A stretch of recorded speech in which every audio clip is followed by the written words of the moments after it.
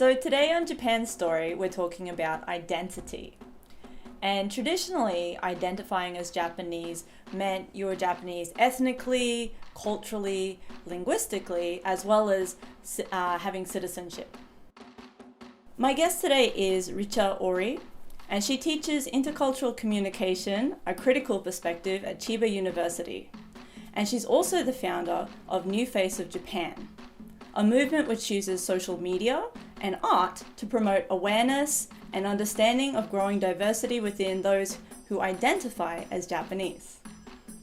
So Richa, many people say that there's a strong and unique Japanese identity, but what about people who don't fit within this preconceived notion of Japaneseness? Yes, as you just said, many people do believe in this notion of Japanese identity being unique. Well, this notion that Japanese identity is unique, it gained momentum after the World War II, basically. The Japanese were looking for a sense of identity after the loss in the World War II and the unconditional surrender of Japan by the emperor.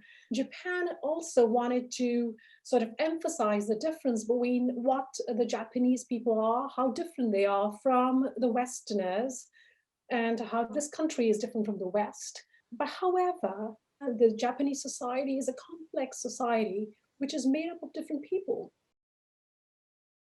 We've always had ethnic Koreans. Even now, there are so many of them. People with mixed roots, foreign immigrants, we have foreigners who are naturalized Japanese citizens, even though very few, but we have refugees. There are so many people who work here, live here, raise their kids here, pay their taxes, and form and are a part of this complex Japanese society.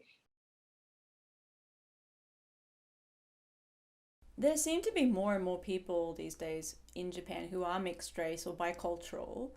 Have there been changes in society over the past few years? It is said that 1 in every 30 children born in Japan, is a biracial child, which has, and this number has increased dramatically. A decade ago, it was like 1 in 50 children.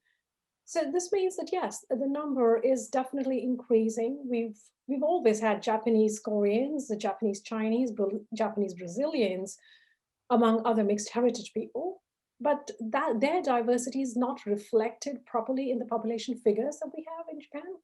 But definitely, yes, they are on the rise. We can say that. So, do you think that there is more acceptance of diversity now?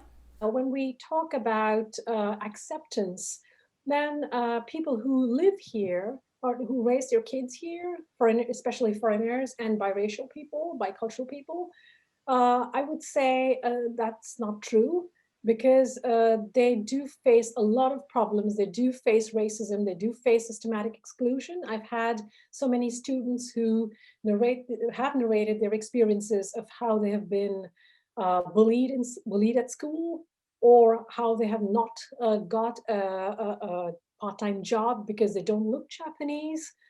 So that's the reason why we started this project, because I've been through that in my time in Japan, and my daughter has faced the same kind of problems. So, what are your goals for New Face of Japan?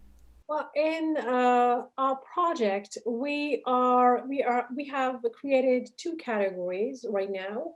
One is stories, and the other is posters. The stories category is, the concept of the project itself is called Stories for Change, in which people who want to share their stories, their experiences with us, we interview them. And on the basis of those stories, we make posters. We want the people to see what some people are going through, and we want them to feel the pain. In the future, we want this website uh, to be a sort of a resource for teachers, for intercultural communication classes, or even for very little, small kids, how we can use these materials to teach diversity.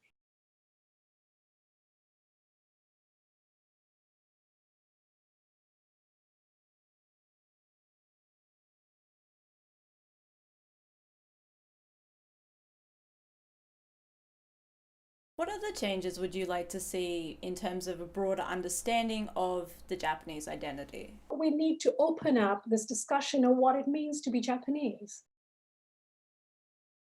So many people are vocal about these problems and issues faced by Japanese people who do not fit into the definition of what Japanese is, but there are just a few people on the social media.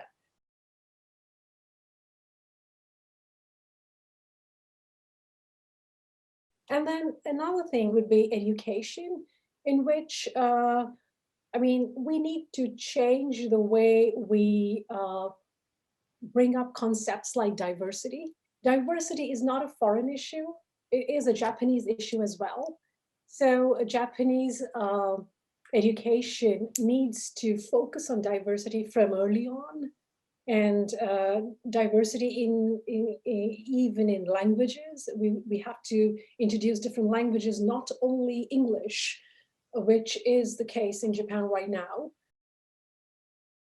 Well, thank you so much, Richa, for coming on today and talking to us about identity and your work with New Face of Japan, and also with teaching intercultural communication. These are important topics.